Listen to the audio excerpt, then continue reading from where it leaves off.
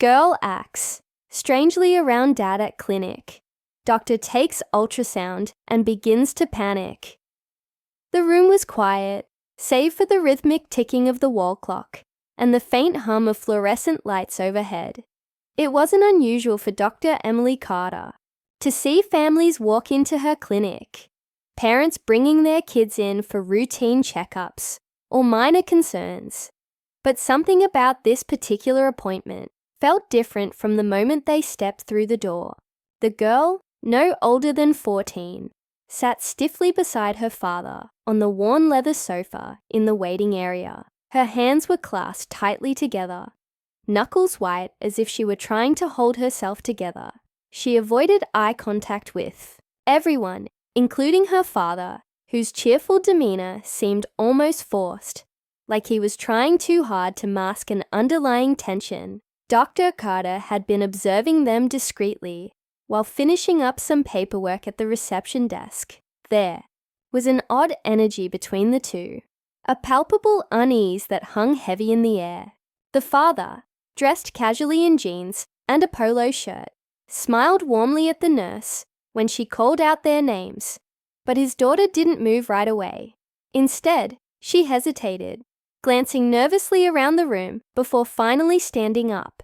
Even then, she lagged behind him slightly, as though she wanted to keep some distance. Dr. Carter couldn't shake the feeling that there was more to this visit than met the eye. As they entered the examination room, the girl's behavior grew even stranger. She perched rigidly on the edge of the patient chair, refusing to make direct eye contact with either Dr. Carter or her father.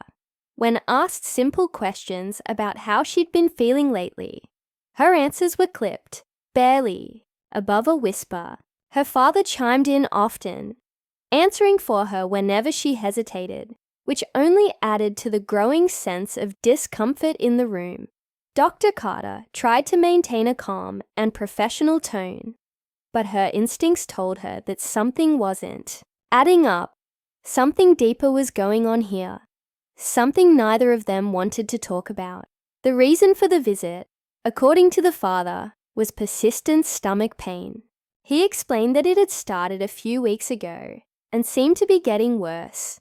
But as Dr. Carter began asking follow-up questions, the inconsistencies became glaringly obvious. The girl flinched visibly every time her father leaned closer to speak, and her responses contradicted his account more than once. At one point, when Dr. Carter gently pressed her abdomen during the physical exam, the girl let out a sharp gasp and recoiled, clutching her side as though she'd been burned. Her father immediately jumped in, brushing off the reaction with a nervous laugh, saying she was just being dramatic. Yet, Dr. Carter noticed the way the girl's eyes darted toward the door, as if she were silently pleading for an escape route. Deciding to dig a little deeper, Dr. Carter suggested running an ultrasound to rule out any internal issues causing the pain. Normally, such a suggestion would have elicited relief, or at least cooperation, but the girl froze, her face draining of color. Her father quickly agreed, perhaps a bit too eagerly, insisting it was the best course of action. As the nurse prepared the equipment, Dr. Carter couldn't help but notice how the girl's breathing quickened, her chest rising and falling rapidly. She looked like a deer caught in headlights, trapped and terrified. Whatever fear she harbored wasn't just about the procedure itself. It ran much deeper. When the ultrasound machine was ready, the girl reluctantly lay down on the examination table, her body tense and unyielding. Dr. Carter applied the cool gel to her abdomen, watching closely for any signs of distress. The screen flickered to life, displaying the grainy black and white image of the girl's insides. For a moment, everything appeared normal. The organs were where they should be. No visible abnormalities. Then, as Dr. Carter adjusted the probe to get a clearer view, something unexpected came into focus. Her breath hitched involuntarily, and her hand froze mid-motion. On the screen was something she hadn't anticipated seeing, something that made her stomach drop and her heart race. She stared at the image, her mind scrambling to process what she was looking at. How could this be? Was it possible she was misinterpreting the results? She double-checked the settings, adjusted the angle again, but the picture remained unchanged. A cold knot of dread tightened in her chest as realization dawned. This changed everything, and yet she knew she couldn't react. Not here, not now. Not with the girl lying vulnerable on the table and her father standing just a few feet away, oblivious to the storm brewing inside Dr. Carter's head. Her voice wavered slightly as she turned to address them, forcing herself to sound calm and composed. "I'll need a few minutes to review these images," she said, avoiding direct eye contact with either of them. "Let me step out for a moment." Without waiting for a response, she grabbed the printout of the ultrasound and hurried out of the room, closing the door softly behind her. Once outside, she leaned against the wall, taking a deep breath to steady herself. What she had seen on that screen was impossible to ignore, and it raised far more questions than answers. Questions that, depending on the truth, could shatter lives. Inside the examination room, the atmosphere shifted subtly in her absence. The girl sat up slowly, pulling her shirt back down over her abdomen. Her hands trembled as she wiped away the remaining gel, her wide eyes fixed on the closed door. Her father paced near the window, glancing occasionally at his phone. Neither of them spoke, but the silence between them was deafening. Whatever bond they shared, or pretended to share, felt fractured in that moment, hanging by a thread. They both knew the stakes were high, though neither voiced it aloud. Minutes ticked by, agonizingly slowly, each second stretching longer than the last. Finally, the door creaked open, and Dr. Carter re-entered the room. Her expression was carefully neutral, but there was a weight behind her gaze that hadn't been there before. She carried a folder with her, its contents undoubtedly related to the ultrasound. Taking a seat across from the pair, she folded her hands neatly in her lap and took another steadying breath. "There are a few things we need to discuss," she began, her tone measured but firm. "And I think it's important we address them openly." The words hung in the air like a thundercloud, heavy and ominous. The girl's posture stiffened further, her lips parting as if to protest, but no sound came out. Her father stopped pacing and turned to face Dr. Carter, his earlier cheerfulness replaced by a guarded curiosity. "What is it?" he asked, his voice tinged with impatience. "Is everything okay?" Dr. Carter hesitated, choosing her next words with deliberate care. What she was about to say would change everything for all three of them. But before she could continue, the girl suddenly stood up, her chair scraping loudly against the floor. "I can't do this," she blurted out, her voice trembling but resolute. All eyes turned to her as she backed toward the door, tears welling up in her eyes. "I'm sorry, I can't." Before anyone could stop her, she bolted out of the room, leaving the door swinging wildly in her wake. Her father called after her, shock evident in his voice, but she was already gone, her footsteps echoing down the hallway. Dr. Carter watched the scene unfold with a mixture of concern and frustration. Whatever secret the girl had been carrying, it was clear she wasn't ready to face it. Not yet, but the truth was out there now, lurking just beneath the surface, waiting to be uncovered. Turning back to the father, Dr. Carter found herself grappling with conflicting emotions. Professionalism demanded she remain impartial, but the implications of what she'd seen on the ultrasound weighed heavily on her conscience. She opened the folder in her hands, revealing the printed image. Sliding it across the table, she met his gaze squarely. "We need to talk," she said quietly, her voice laced with urgency. "Because what I saw here changes everything." His brow furrowed as he glanced down at the image, confusion giving way to dawning comprehension, and then something darker, something unreadable, and just like that, the fragile balance of their lives teetered on the brink of collapse. The father stared at the ultrasound image, his face a mixture of confusion and unease. He leaned forward slightly, squinting as if trying to decipher some hidden meaning in the grainy black and white picture.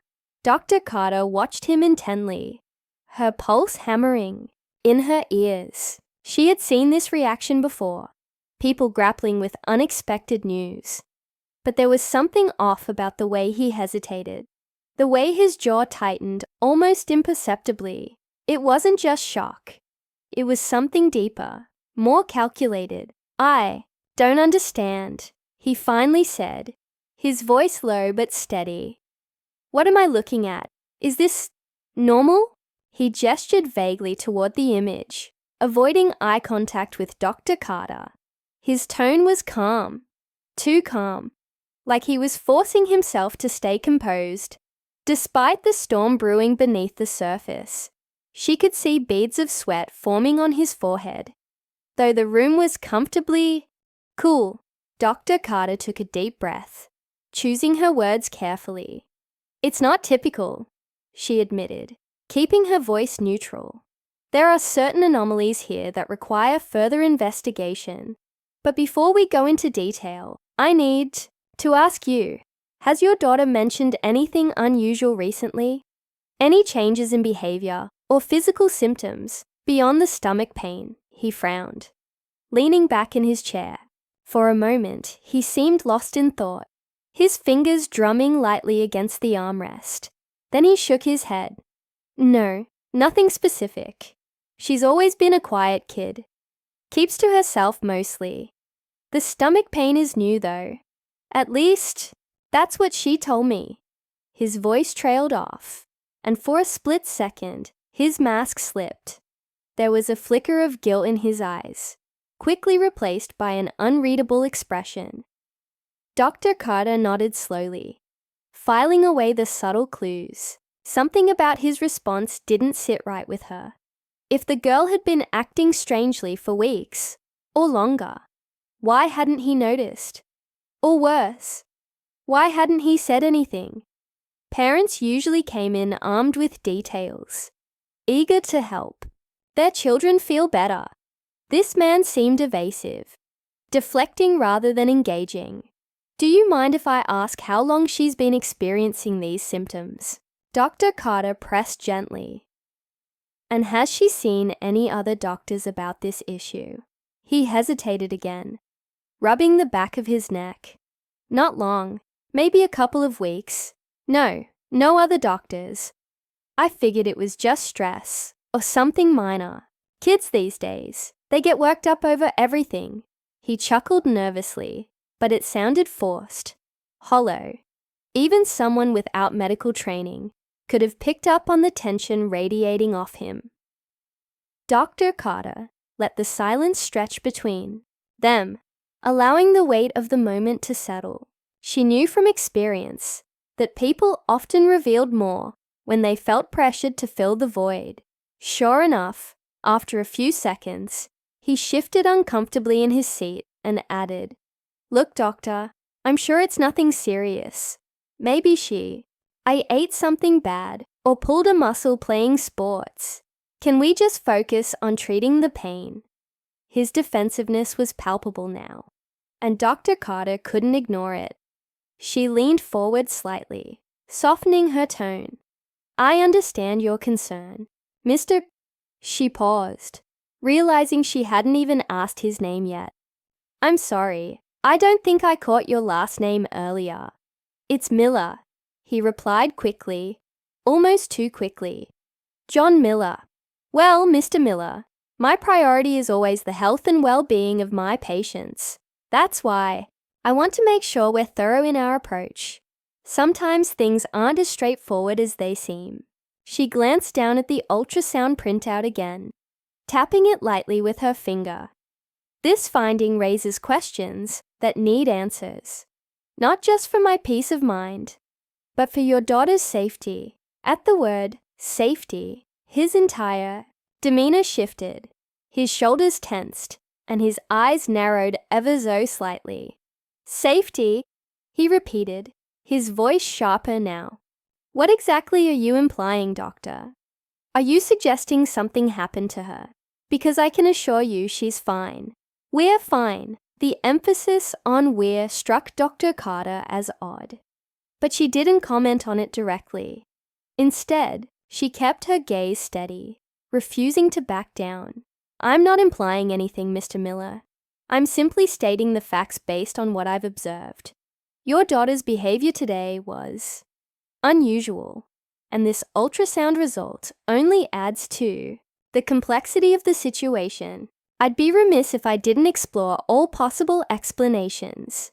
For a brief moment, neither of them spoke. The tension in the room was thick enough to cut with a knife. John Miller stared at her, his lips pressed into a thin line, as if weighing his next move. Finally he sighed and ran a hand through his hair. Fine, he muttered, sounding defeated. Ask your questions.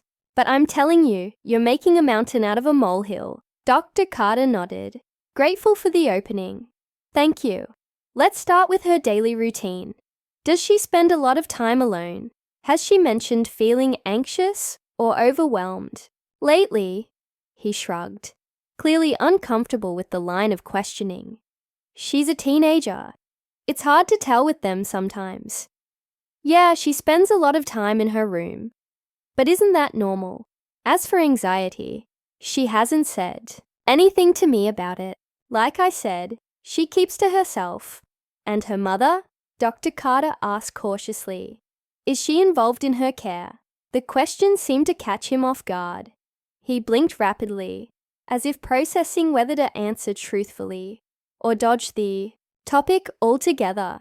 Her mother passed away a few years ago, he said finally, his voice quieter now. Car accident. It was tough on both of us, but especially on her. She doesn't talk about it much. Dr. Carter softened, sensing the rawness of the subject. I'm so sorry to hear that. Losing a parent is incredibly difficult, especially at such a young age. Do you think her grief might be contributing to her current state? He shrugged again, avoiding her gaze. Maybe. I don't know. She never really opened up about it.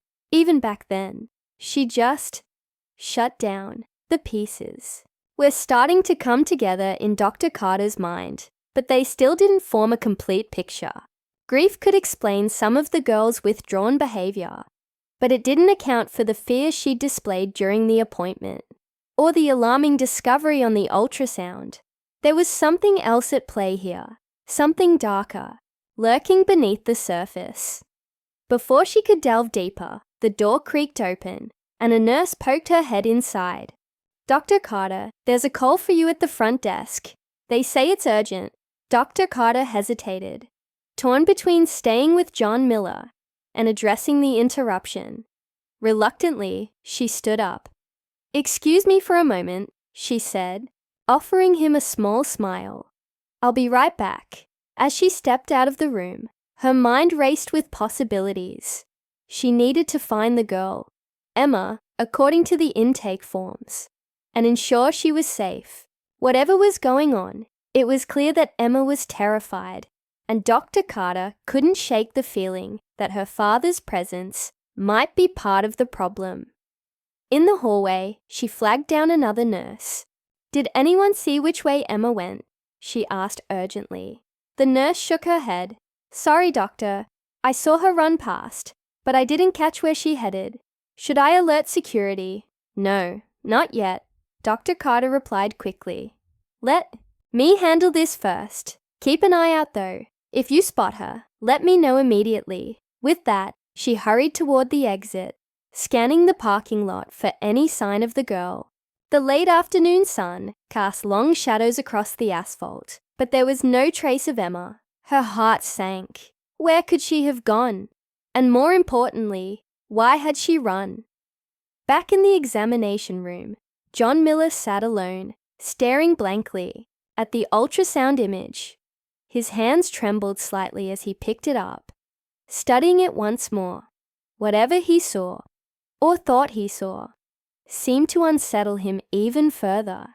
He clenched his fists, muttering under his breath, "This wasn't supposed to happen. Not now." Unbeknownst to him, Dr. Carter had left her phone recording on the table, tucked discreetly beneath a stack of papers. It was a precautionary measure she rarely used, but something about this case had triggered her instincts. As the device captured every word, every movement in the room, the truth began to unravel, one fragment at a time. Meanwhile, Emma huddled behind a dumpster near the edge of the clinic's property, her knees drawn tightly to her chest. Tears streamed down her face as she clutched her phone, scrolling through old messages. Each one felt like a lifeline, a reminder of who she used to be before everything changed, before he changed. Her breath hitched as she replayed the events of the past hour in her mind, the fear gripping her tighter with each passing second. She knew she couldn't stay here forever, but the thought of going back, to him, to the house, to the lies, was unbearable. Somewhere in the distance, a car engine roared to life. Emma froze, her heart pounding wildly. She peered around the corner, squinting through the glare of the setting sun. A familiar sedan idled near the curb, its driver scanning the area with growing impatience. When their eyes met, Emma's blood ran cold. He had found her, and he wasn't alone. Emma's breath hitched as she ducked further behind the dumpster, her body trembling with a mix of fear and adrenaline. The sedan's headlights cut through the dimming light of dusk, illuminating the edges of her hiding spot. She pressed herself flat against the cold metal, willing herself to become invisible. Her mind raced, replaying every warning she'd ever tried to ignore. Why hadn't she listened? Why had she stayed silent for so long? Inside the car, John Miller tapped his fingers impatiently on the steering wheel. His face was tense, jaw clenched, as he scanned the parking lot. He wasn't alone. Sitting in the passenger seat was a man Emma didn't recognize. Older, with graying hair and an expression that radiated authority. The stranger glanced at John and said something too low for Emma to hear. Whatever it was, made John nod sharply, his lips forming a thin line. Emma's heart sank. If her father had brought someone else into this, someone who looked like he meant business, it only confirmed her worst fears. This wasn't just about her anymore. It never had been. She squeezed her eyes shut, trying to block out the rising panic. There was no one she could trust, no safe place to run. Every option felt like walking into another trap. Back inside the clinic, Dr. Carter returned to the examination room to find it empty. Her stomach dropped as she noticed the ultrasound printout still lying on the table, slightly crumpled, where John Miller must have gripped it. A sense of urgency washed over her. Something was very wrong here, and time was running out. She pulled out her phone, checking the recording she'd left behind. As she listened, her blood ran cold. John's muttered words, "This wasn't supposed to happen. Not now," echoed ominously in her ears. What exactly wasn't supposed to happen? And what did now mean? The pieces were scattered, but they all pointed toward a dangerous truth, lurking beneath the surface. Dr. Carter quickly called the front desk. "Did Mr. Miller leave?" she asked, her voice tight with concern. "Yes, doctor," the receptionist replied. "He rushed out a few minutes ago, said something about finding his daughter." "Did he say anything else? Was he with anyone?" The receptionist hesitated. "There was another man with him, older, wearing a suit. They seemed in a hurry. Dr. Carter thanked her and hung up, her mind racing. A second man, a suit, added a new layer of complexity to the situation. Whoever he was, his presence suggested this wasn't a simple family matter. It hinted at something bigger, darker, more systemic. But what?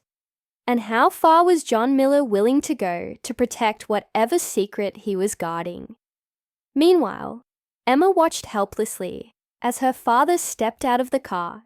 His movements, deliberate and controlled, he approached the dumpster slowly, his eyes scanning the area.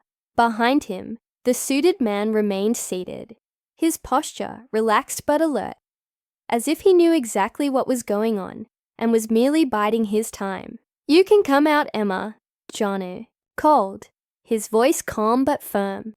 "I know you're there. We need to talk." Emma bit her lip, fighting back tears. Talking was the last thing she wanted to do. Every instinct screamed at her to stay hidden, to keep running, to put as much distance between herself and him as possible. But she also knew how futile that would be. He always found her. Always. When she didn't respond, John sighed heavily, crouching down so he was closer to her level. "Look, I get it, okay? You're scared. I understand. But you're not thinking clearly. Let's just go home, and we'll figure this out together. No one has to know." His tone was almost gentle, but it sent chills down Emma's spine.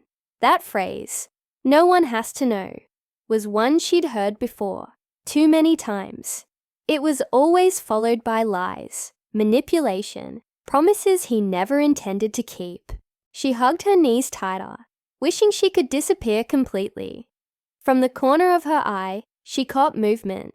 The suited man stepping out of the car. He walked toward them with slow, measured steps, his hands shoved casually into his pockets. Up close, he looked even more intimidating. His presence exuded power, control. Emma swallowed hard, her throat dry. "What's the plan, John?" the man asked, his voice smooth and clipped. "We don't have all night." John shot him a sharp look, then turned back to Emma. "Come on, sweetheart. Don't make this harder than it needs to be." Emma shook her head violently, finally, finding her voice. "No, I'm not going anywhere with you." Her words came out choked, but defiant, echoing in the quiet evening air. The suited man raised an eyebrow, glancing between Emma and John. "Well, well," he said, his tone laced with amusement.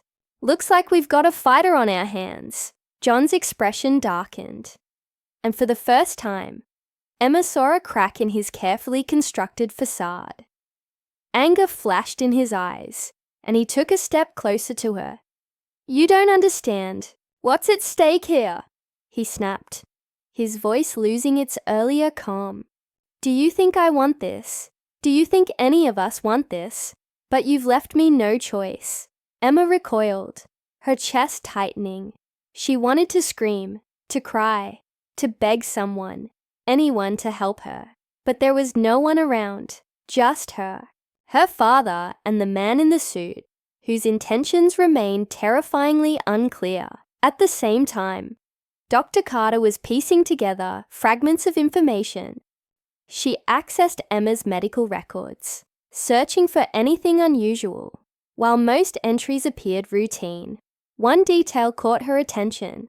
Emma hadn't seen a doctor in nearly 2 years, not since her mother's death. That gap felt significant, especially given the severity of the ultrasound findings. Had John been deliberately keeping her away from medical professionals? Her thoughts were interrupted by a knock at the door. Startled, she looked up to see one of the nurses standing there, holding a slip of paper. "Doctor, I found this note tucked under the reception desk. It looks like it was left for you." Dr. Carter took the paper, unfolding it with trembling hands. Written in shaky handwriting were 3 words: "Help me, please."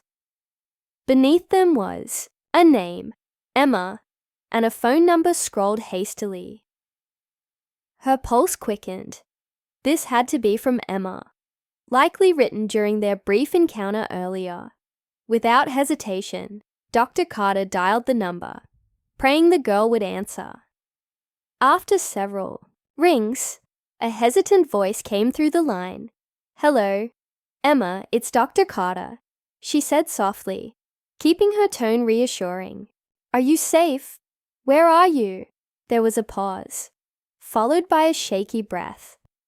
I don't know. I'm outside, but he's here. Both of them. I don't know what to do." Dr. Carter's grip tightened on the phone. "Listen to me carefully. Stay calm. Can you tell me exactly where you are?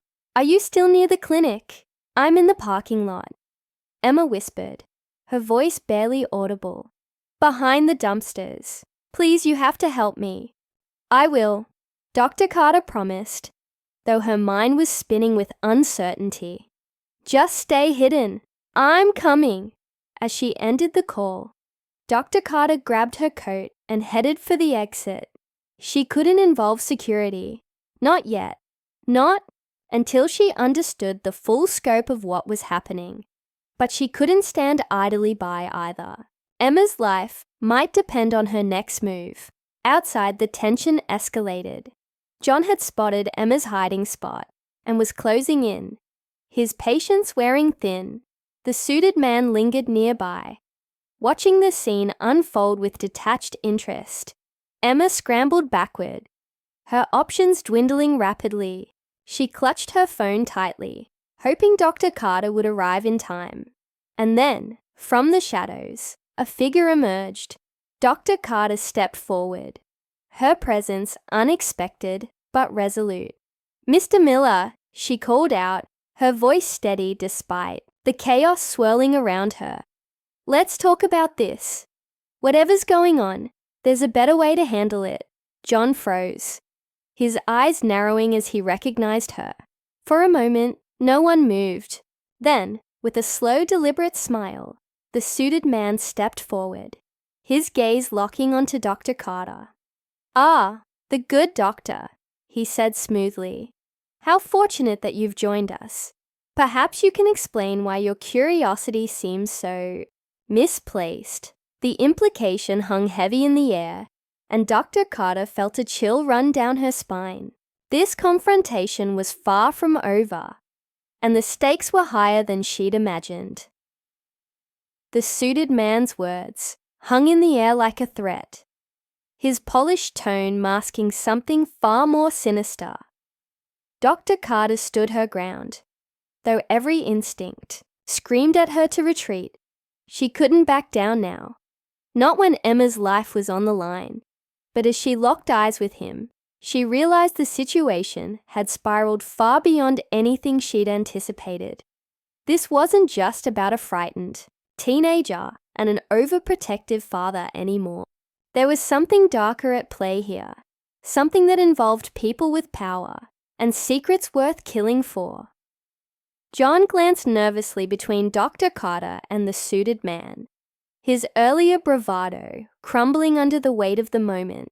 He opened his mouth as if to speak, but seemed unable to find the right words. Instead, he turned to the stranger, his voice barely above a whisper.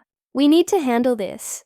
Now." The suited man raised a hand, silencing him with a single gesture. His focus remained entirely on Dr. Carter, his expression unreadable, yet undeniably menacing. "Doctor," he began, taking a slow step forward. "You've clearly taken quite an interest in this family. I admire dedication. Truly I do. But sometimes, meddling can lead to complications. Complications no one wants." Dr. Carter swallowed hard, forcing herself to stay composed. "I'm not meddling," she replied firmly. "I'm trying to ensure my patient gets the care she needs. That's my job." The man tilted his head slightly, a faint smirk playing on his lips. "Your job ends where it should, doctor. And trust me, you don't want to cross that line." His tone was calm, almost conversational, but the underlying warning was unmistakable. Emma watched the exchange from her hiding spot, her heart pounding so loudly she was sure everyone could hear it. She wanted to scream, to shout for help, but fear rooted her to the spot. The suited man's presence changed everything. He wasn't just another accomplice. He was someone who knew how to make problems disappear. And now, thanks to her desperate attempt to reach out, Dr. Carter was caught in the middle. Dr. Carter glanced toward the dumpster, silently willing Emma to stay hidden. She needed to buy time, to figure out a way to get the girl to safety without escalating the situation further. Her mind raced through possibilities, each one riskier than the last. Calling the police was an option, but what if they arrived too late? What if John and the suited man found a way to cover their tracks before then? Let's be reasonable, Dr. Carter said, her voice steady despite the storm brewing inside her. Whatever's going on here, we can work it out. No one has to get hurt. The suited man chuckled softly, shaking his head. Oh, doctor, you misunderstand.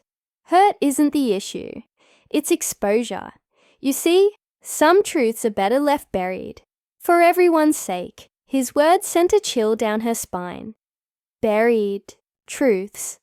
Secrets that couldn't see the light of day. Was that why Emma had been acting so strangely? Why she'd run? And what did the ultrasound reveal that tied everything together? Before Dr. Carter could respond, John suddenly lunged toward the dumpster, his patience finally snapping. Enough of this, he barked, yanking Emma out by the arm. She cried out, struggling against his grip, but he held her tightly, his face contorted with anger. You think running will solve anything. You think hiding will fix what you've done? Emma shook her head frantically, tears streaming down her face. I didn't do anything wrong, she sobbed. It's not my fault. Not your fault, John repeated, his voice rising. Then whose is it, huh? Tell me that. Dr. Carter stepped forward, her hands raised in a placating gesture. Mr. Miller, please. Let her go. We can sort this out calmly. No, John snapped, cutting her off. You don't understand. None of you understand. His grip tightened on Emma's arm, causing her to wince in pain. If you hadn't pried, none of this would have happened. The suited man sighed, pinching the bridge of his nose as if dealing with unruly children. John, he said sharply, control yourself. We're attracting attention. Sure enough, a few heads had turned in their direction from nearby cars. A couple walking toward the clinic entrance paused, glancing curiously at the commotion. Dr. Carter seized the opportunity, raising her voice just enough to draw more attention. Is there a problem here? She called out, addressing the bystanders. This young woman appears to be in distress. John froze, panic flashing across his face. The suited man cursed under his breath, stepping closer to Dr. Carter. Careful, he warned, his voice low and dangerous. You're playing a dangerous game. But Dr. Carter wasn't backing down. Not now. She locked eyes with the couple, gesturing subtly toward Emma. Please, call security, she urged, her tone urgent. Something's very wrong here. The couple hesitated, unsure whether to intervene. Meanwhile, John tightened his hold on Emma, pulling her toward the car. Let's go, he growled, dragging her along. Now! Emma fought back with every ounce of strength she had, kicking and twisting in his grasp. No, please don't let him take me, she screamed, her voice breaking. Help me! The suited man moved quickly, blocking Dr. Carter's path as she tried to follow them. Stay out of this, he ordered, his demeanor shifting from calm to threatening in an instant. Or you'll regret it. Dr. Carter's mind raced. She couldn't physically overpower him, but she also couldn't stand by and watch Emma be taken away. As the sedan's engine roared to life, she made a split-second decision. Pulling out her phone, she dialed 911, her fingers trembling. "Emergency services," she said urgently, keeping her voice low. "There's a kidnapping in progress at the corner of Maple Street and 3rd Avenue. A teenage girl is being forced into a vehicle against her will. Please hurry." The suited man's sharp gaze zeroed in on her, his jaw tightening. "Bad move, doctor," he muttered, reaching for her phone. But Dr. Carter was faster. She tossed the device into a nearby bush, ensuring he couldn't grab it in time. By now, the couple had finally reacted, rushing toward the scene. "Hey, leave her alone!" the man shouted, startling John and the suited man. Their distraction gave Emma a brief window of opportunity. With a sudden burst of adrenaline, she wrenched free from her father's grip and bolted toward Dr. Carter. "Run!" Dr. Carter urged, grabbing Emma's hand and pulling her behind a row of parked cars. They ducked low, hearts pounding as the sound of angry shouts filled the air. "You idiot!" The suited man snarled at John, who looked torn between chasing them and staying put. "Now look what you've done!" Sirens wailed in the distance, growing louder with each passing second. Dr. Carter squeezed Emma's hand reassuringly, though her own nerves were stretched taut. Help was coming, but would it arrive in time to stop whatever these men had planned? As the sedan sped away, leaving John and the suited man behind, Dr. Carter realized the worst was far from over. Whoever the man in the suit worked for, they wouldn't give up easily. And now, both she and Emma were targets. As the sirens grew, louder, piercing through the tense atmosphere, Dr. Carter and Emma crouched behind the cars, their breathing ragged but synchronized. The suited man exchanged a glance with John, his expression unreadable, yet undeniably furious. Then, without another word, he reached into his jacket pocket and pulled out a sleek black device that looked like a remote control. He pressed a button, and an ear-splitting alarm blared from somewhere nearby, loud enough to drown out even the approaching police sirens. "What is that?" Emma whispered, her voice trembling as she clutched Dr. Carter's arm tightly. Dr. Carter didn't answer. Immediately, her eyes darted around, searching for the source of the noise. It wasn't coming from the clinic. It was too close, too deliberate, and then it hit her. "The parking lot," she murmured under her breath. "They've rigged something here." Before either of them could react, a series of sharp beeps echoed through the air, followed by a deafening explosion at the far end of the lot. Flames erupted from one of the parked cars, sending shards of glass and twisted metal flying in all directions.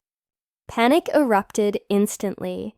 People screamed, scattering in every direction as chaos consumed the scene. John and the suited man seized the moment, disappearing into the crowd while everyone else was distracted. Dr. Carter cursed under her breath, realizing they'd planned this diversion perfectly. But there was no time to dwell on it. She grabbed Emma's hand again, pulling her toward the clinic entrance. "We need to get inside," she urged, her voice firm despite the terror clawing at her chest. "It's safer there." Emma hesitated, glancing back at the flames licking the night sky. "But what about—" "No time," Dr. Carter interrupted, cutting her off sharply. "Just trust me." They sprinted across the parking lot, dodging panicked bystanders and debris raining down from the explosion.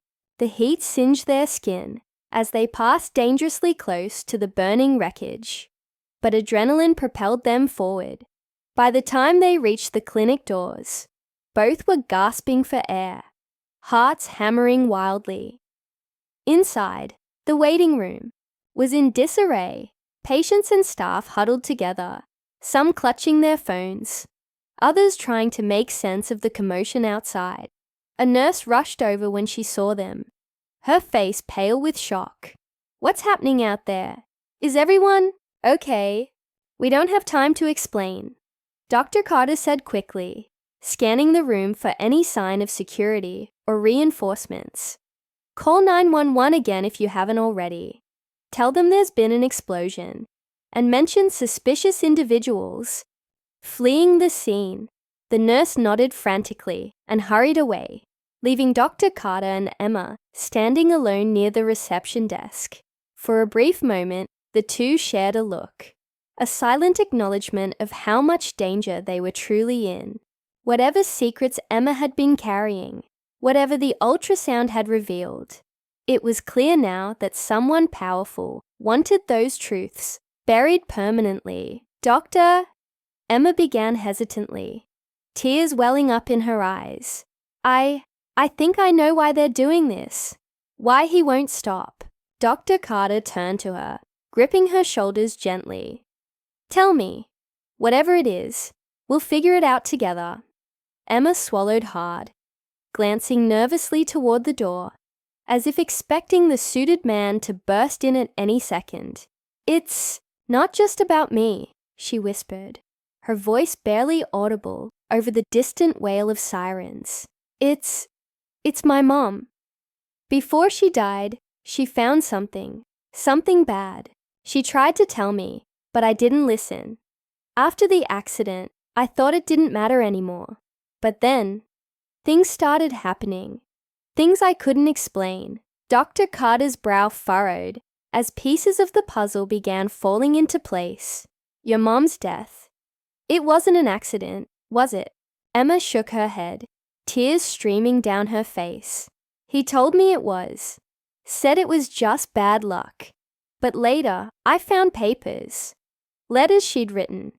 She was going to expose him. Expose all of them. Her voice cracked, raw with emotion. And now they think I know too.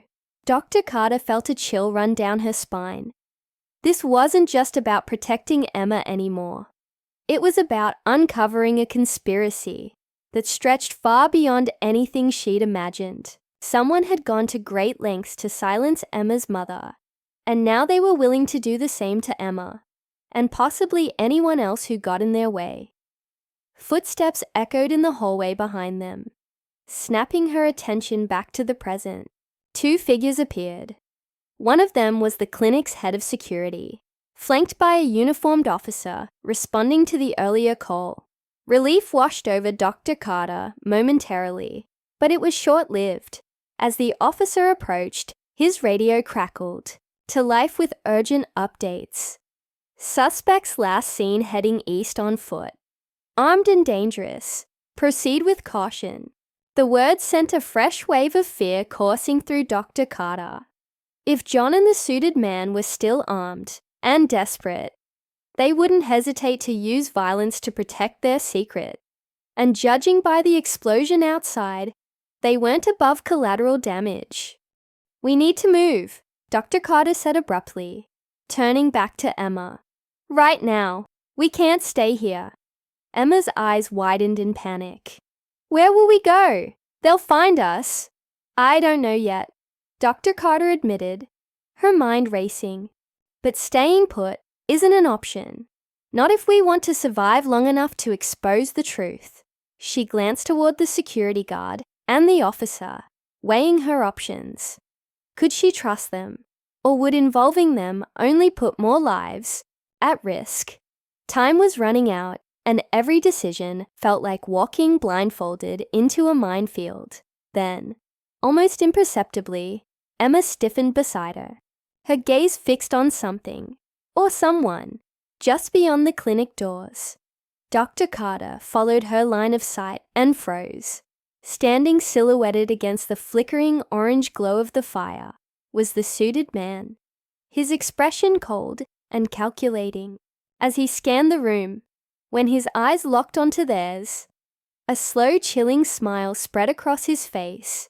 You should have stayed out of this, he mouthed silently, before vanishing into the shadows once more. Dr. Carter's heart sank. They were being hunted. Dr. Carter's mind raced, as she pulled Emma further into the clinic, away from the windows and doors. The suited man's presence outside was a clear message. They were trapped, and he knew it. Every second that ticked by felt like a countdown to disaster, but Dr. Carter refused to let fear paralyze her. If they were going to survive this, she needed to think fast. She led Emma to an empty examination room at the back of the clinic, locking the door behind them. "Listen to me," she said urgently, gripping Emma's shoulders. "We don't have much time. Do you remember anything specific about those letters your mom left? Anything that could help us prove what's really going on?" Emma nodded shakily, wiping tears from her face. There's a flash drive. Mom hid it in her jewelry box before she died. I didn't think it mattered until now. It has files, recordings, emails, proof of everything." Dr. Carter's pulse quickened. That flash drive was their only chance to expose the truth, but getting to it wouldn't be easy. "Where is it now?" she asked. "At home," Emma whispered, her voice breaking. "In my dad's safe. He doesn't know I found it." Dr. Carter exhaled sharply, her mind spinning with possibilities. Breaking into John Miller's house while being hunted by dangerous men wasn't exactly a foolproof plan, but it was all they had. "Okay," she said firmly, determination hardening her tone. "Here's what we're going to do. We'll wait for backup, if we can trust them, and figure out a way to get to your house without being caught. Once we have that flash drive, we'll take it straight to the authorities. They won't be able to deny the evidence." Before Emma could respond, the sound of footsteps echoed down the hallway outside. Heavy, deliberate steps. Someone was coming closer. Dr. Carter glanced around the room, searching for anything they could use to defend themselves if necessary. Her eyes landed on a metal stool tucked under the counter. It wasn't much, but it would have to do. The doorknob rattled violently, jolting both of them. Whoever it was, they weren't wasting time trying to be subtle. A moment later, the lock gave way with a sharp click, and the door swung open. Standing in the doorway was the suited man, his expression calm but menacing. Behind him loomed John Miller, his face pale and drawn, as though he'd been dragged into this against his will. "You've caused quite a bit of trouble tonight," the suited man said smoothly, stepping inside. His gaze flicked between Dr. Carter and Emma, lingering on the latter. "But it ends here. Hand over whatever you think you know, and maybe, just maybe, we can make this painless." Dr. Carter stood protectively in front of Emma, clutching the stool tightly. "You're not taking her anywhere," she snapped, her voice steady, despite the fear coursing through her veins. "Whatever game you're playing, it stops now." The suited man chuckled darkly, shaking his head. "Brave words, doctor, but bravery won't save you." He motioned to John, who hesitated before reluctantly pulling something from his pocket. A small vial filled with clear liquid. "This is Plan B," the suited man continued. "If you won't cooperate willingly, we'll handle things the old-fashioned way." Emma gasped, recoiling at the sight of the vial. "No, please." Dr. Carter tightened her grip on the stool, her mind racing. She needed a distraction, something to buy them enough time to turn the tables. As if reading her thoughts, a sudden commotion erupted in the hallway outside. Voices shouted, followed by the unmistakable sound of scuffling. Security guards burst into the room, weapons drawn, flanked by uniformed officers. "Hands where we can see them," one of the officers barked, training his gun on the suited man. For a split second, everyone froze. Then, chaos erupted. The suited man lunged toward Emma, grabbing her arm and pulling her close as a human shield. "Nobody moves," he snarled, pressing something cold and metallic against her temple, a gun. Or the girl dies. Dr. Carter's heart stopped. Everything seemed to slow down as she locked eyes with Emma, silently willing her to stay calm. This was it, the moment everything would either fall apart or come together. "Let her go," Dr. Carter said evenly, lowering the stool. "You're outnumbered. There's no way out of this." The suited man smirked, his confidence unwavering. "You underestimate how far we're willing to go to protect the truth," he sneered. "Do you really think these amateurs can stop me?" But then, something unexpected happened. John stepped forward, his hands raised in surrender. "Enough," he said hoarsely, his voice cracking under the weight of desperation. "I'm done. I won't let you hurt her anymore." The suited man's smirk faltered, replaced by a look of pure fury. "What did you say?" "I said I'm done," John repeated, louder this time. "You killed my wife. You've tormented my daughter. I won't let you destroy what's left of my family." Before the suited man could react, John tackled him, sending both of them crashing to the floor. The gun skidded across the tiles, landing just out of reach. Officers swarmed in, restraining the suited man, while Dr. Carter rushed to Emma's side, pulling her away from the chaos. It was over, or so they thought. Hours later, after statements were taken and evidence secured, Dr. Carter sat with Emma in a quiet corner of the police station. The flash drive had been recovered from John's safe, its contents damning enough to implicate not only the suited man, but also several high-ranking officials tied to a corrupt organization.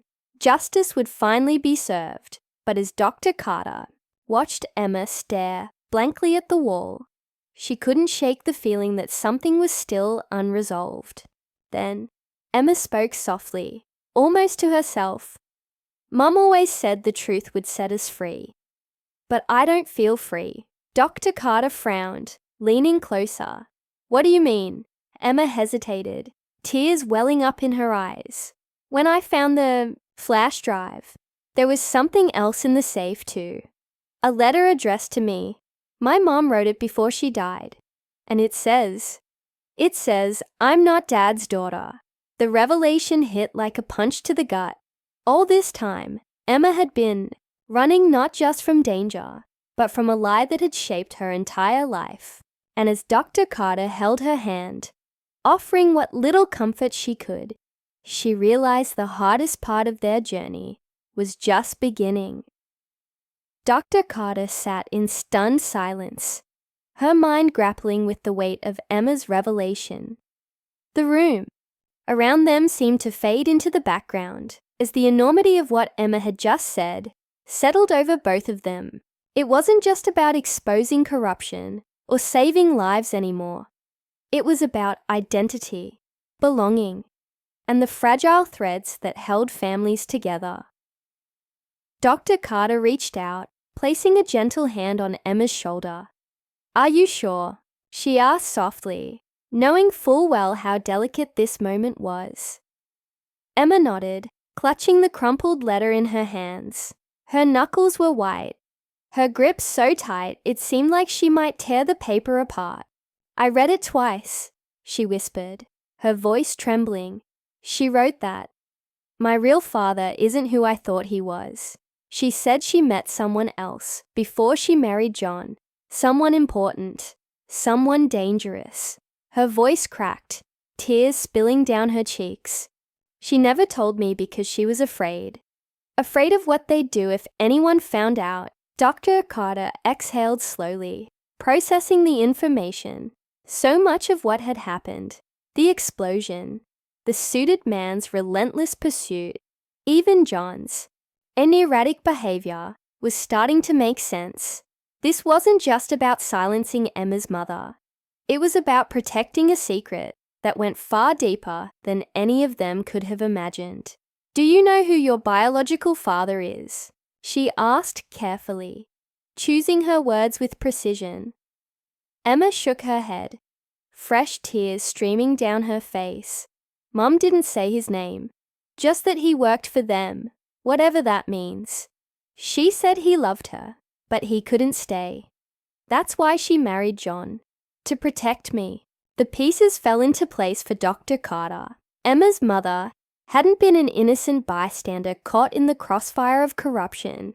She had been deeply entangled in it, possibly without fully understanding the consequences, until it was too late. And now Emma was left to pick up the shattered fragments of a life built on lies. For several minutes, neither of them spoke. The hum of activity outside the police station buzzed faintly in the distance. But inside the small interview room, time seemed to stand still. Finally, Dr. Carter broke the silence. "We'll figure this out," she said firmly, her voice steady, despite the storm swirling within her own thoughts. "Whatever the truth is, we'll face it together. You're not alone in this, Emma. Not anymore." Emma looked up at her, eyes red and swollen, but filled with a flicker of hope. "Thank you," she murmured, her voice barely audible. "I don't know what I'd do without you." Dr. Carter smiled faintly, though her heart ached for the girl sitting across from her. No one should have to endure what Emma had been through. Not at such a young age, not ever. But there was resilience in her too, buried beneath layers of fear and pain. Resilience that would help her navigate the uncertain road ahead.